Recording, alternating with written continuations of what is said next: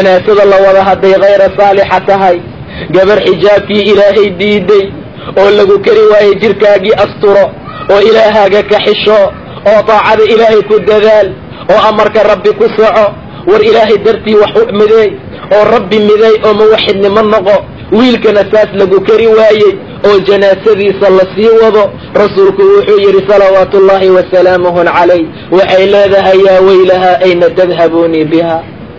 yaa weylaha ayna tadhabuni biha war halaageeyo xageed ii bixinaysaan halaageegiyo xagee lay wada ayay ku hadlaysaa buu dhahay rasuulka salawaatullaahi wa salaamuhu alayhi codkeeda wax walba oo rabbi qalqay ayaa maqlay illa thaqalaynka maahane waa jinni iyo insi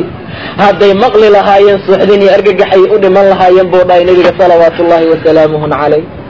yaa weylaha ayna tadhabuni biha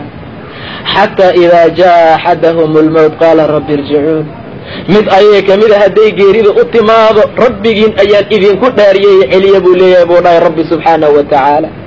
war gadaal iyo celiya adduunka iyo celiya war ma u jeedin miyaa qabrigan iyo dhibaatadiisa iyo cariirigiisa war ma u jeedin miyaa rafaadkii masaska ka dhex muuqda war halaageeyo gadaal iyo celiya rabbi irjicuun ilaahay baan idinku dhaariyay gadaal iyo celiya sababta loo soo celinayo uu ka wada mataqaanaa lacallii acmalu saalix inaan camal fiican soo qabtaa laga yaabaa ma dhahayo inaan qabiilkayga taageeraan laga yaabaa ma dhahayo inaan qaaraan bixiyaan laga yaabaa ma dhahayo inaan dukaamo furtaan laga yaabaa ma dhahayo inaan bangi wax dhigtaan laga yaabaa lacallii acmalu saalix inaan camal fiican soo samaystaa dhici karta inaan camal saalixa ku soo dadaalaa laga yaabaa sidaas ayuu leeyahay buu dhahay rabbi subxaanahu wa tacaala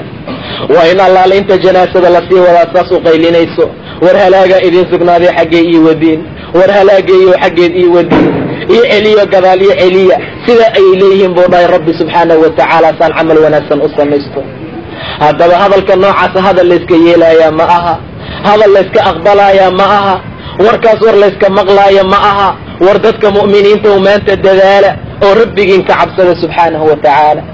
jinni iyo insi maahane makhluuq oo dhan way wada maqlayaan hadday maqli lahaayeen jinni iyo insi argagaxday u dhiman lahaayeen buu dhahay rasuulka salawaatullaahi wa salaamuhu calayh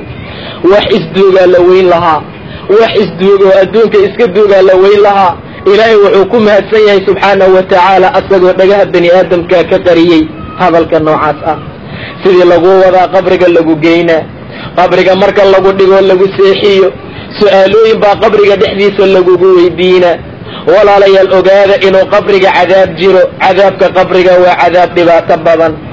ninka la yidhahdo Usmaan ibn Cafaan aad ayuu u oyn jiray markii cadaabka qabriga laga sheegay